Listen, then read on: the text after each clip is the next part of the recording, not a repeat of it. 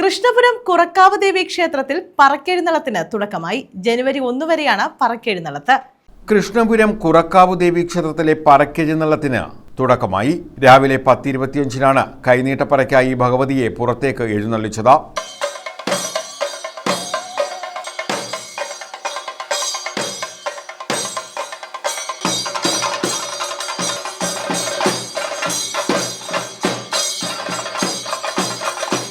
ജനുവരി 1 വരെയാണ് വിവിധ പ്രദേശങ്ങളിൽ പറക്കെഴുന്നള്ളത്ത് നടക്കുന്നത്.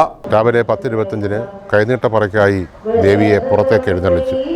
ഇന്നു മുതൽ 2026 ജനുവരി 1 വരെ വിവിധ പ്രദേശങ്ങളിൽ അമ്മയുടെ പറക്കെഴുന്നള്ളത്ത് നടക്കും. വിവിധ ഭവനങ്ങളിൽ വിളക്കൻബലി ഉൾപ്പെടെയുള്ള വിശേഷാൽ ചടങ്ങുകൾ ഓരോ ഭവനങ്ങളിലും നടക്കുകയാണ്.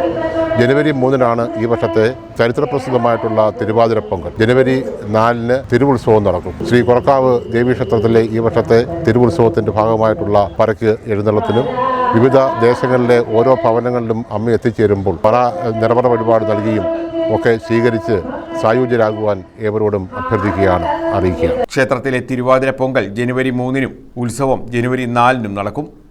News bureau, Kayamkulam.